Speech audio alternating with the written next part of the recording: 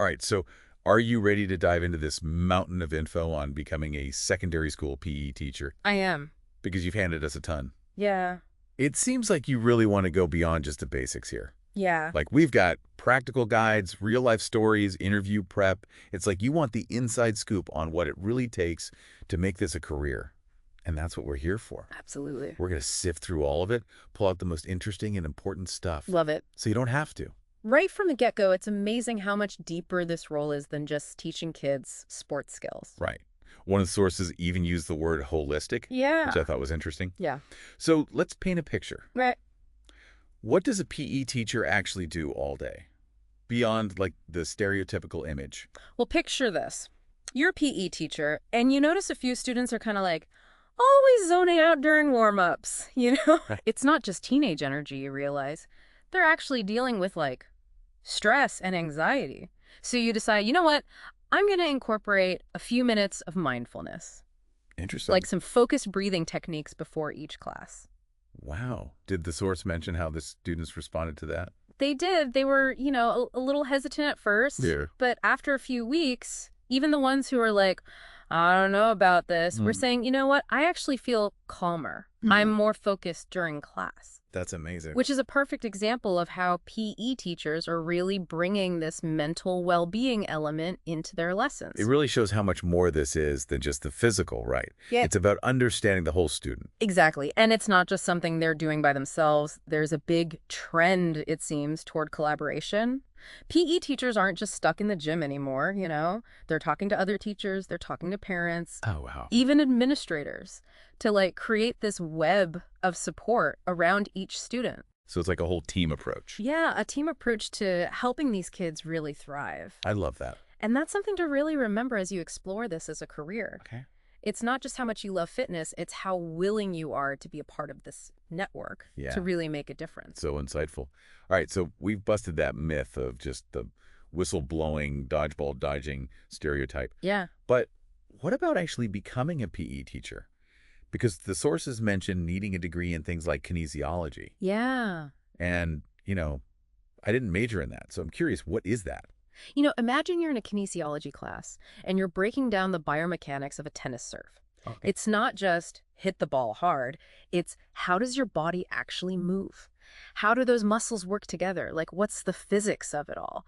That's kinesiology, the science of how humans move. So you're giving PE teachers X-ray vision into the body. That's so cool. Exactly. And it's really useful. Let's say you're teaching a kid to throw a baseball and their shoulder keeps getting hurt. Yep. Kinesiology background. You're not just going to correct their form. You're going to understand, okay, what's the mechanics behind this injury? Oh, wow. And how can we stop it from happening again? So it's preventative, too. Exactly. I never would have thought about it like that. And it's not just kinesiology. They talk about exercise science a lot, too. Okay. And that's about how the body reacts to activity, from like the cells all the way up to, fitness. Right. So it's about knowing how to match activities to different fitness levels, how to challenge students safely. So you're giving them, like, this incredible toolbox of knowledge. Yeah. Not just to, be good at sports, but to understand and take care of their bodies. Exactly. And it's not all about, hitting the books.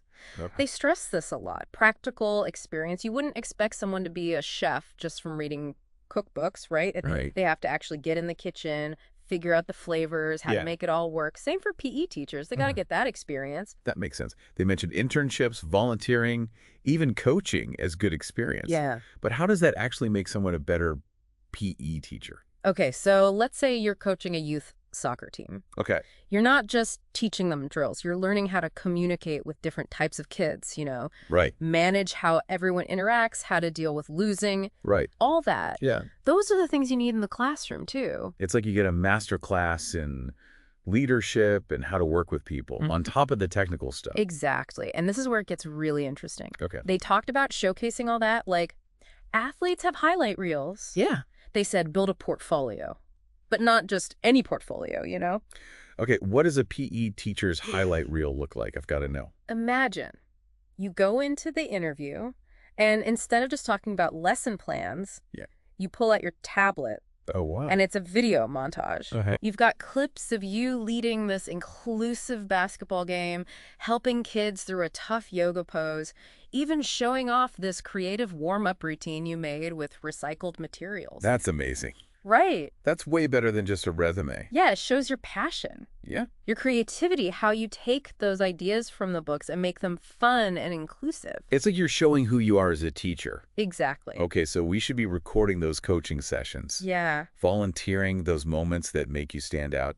It's all valuable. It all paints that picture. I love it. Okay, so we've covered what it's like day to day, the schooling, Yeah. the hands-on experience, even how to show it off. Right. But what about once you're working? Can you move up in this field? Or is it the same every year? That's a good question. They were pretty clear about career progression. You usually start entry level. Okay. You get some experience, build a reputation. So you're not just thrown in there with no help. No. You'll have mentors, department heads, other teachers to help you those first years. Okay, good to know. Then, as you get better, more confident, you can become a junior and then a senior PE teacher. So there is a way to move up. What's that actually look like? Like, what are the perks of those higher level roles? Let's say you've been teaching a while, you're good at it, and you love using new technology in PE class. Okay. As a senior teacher, you might lead workshops for other teachers. Oh, wow. Share what, helps shape the whole department. So you could be a leader and innovator. Exactly. And with more responsibility, you can often get more resources. Okay. Start new programs, really leave your mark on how the school sees PE. That's awesome. It's bigger than just teaching kids. It's changing how we see health and wellness in school. Yeah, exactly. Love it. And speaking of the future, they highlighted something I think you'll like. Continuous learning. Now, when I hear continuous learning, I think back to those professional development days. Yeah. Not the most exciting. Not quite the same. This is about really keeping up in a field that's always changing. Right. Think about it. New research on kids' fitness, new ways to teach. Oh, yeah. Technology changing how we see exercise. You got to keep up. So always be curious, keep learning, be ready to adapt as a teacher. Exactly. And it wasn't just a small mention. Yeah. They had some really cool ideas for continuous learning that I think you'll find interesting. Remember we were saying kinesiology is like seeing the body with X-ray vision? Yeah. Now imagine going even further into sports psychology. Okay. It's like almost mind reading. Whoa, really? Not really, of course. Right. But you learn how things like motivation, confidence, even anxiety Yeah. affect how a student performs. So you're giving PE teachers the tools to, like, coach the mind, too. Are there examples of that in the sources? Definitely. One was about a teacher using sports psychology to help a kid who was scared of swimming. Wow. They didn't just focus on the swimming itself, but on visualizing positive self-talk. Oh, interesting. All about building confidence to beat that fear. That's powerful. Yeah. Shows how important that mental side is. For sure. And if you're into the science-y part of exercise, there's exercise physiology too. Okay, yeah. That's like becoming the curriculum's personal trainer. Right. Knowing how different workouts, food, even genetics affect a kid's fitness. So PE lessons become really personalized. Exactly. And it can go beyond each student. With that knowledge, you could even suggest changes to school lunches, Oh, wow. Make the whole school environment about healthy eating. This whole continuous learning thing is amazing. You're not just a PE teacher. You're always learning about human potential. Exactly. And speaking of learning, one last hurdle, the interview. Right. The sources had some great tips for that huge database of interview questions we talked about. Oh, yeah. What was it? Over 120,000? It seemed like a gold mine. It's not just about memorizing answers, though. Okay. It's about getting what they're really asking. Like, they might say, how would you adapt your teaching for a student with a physical disability? That's a good one. It's not just knowing the lesson plan, it's showing you can make things work for every kid. Yeah, showing you care. And that's where those real-life experiences come in. You can talk about coaching different kids or volunteering with a group that helps athletes with disabilities. You're showing empathy, that you can solve problems, that you're all about being inclusive.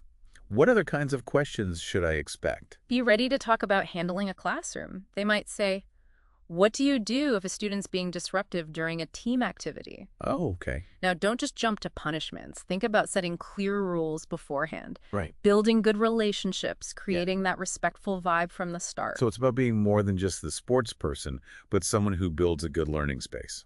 Exactly. And remember the tip about recording yourself answering questions? Yeah.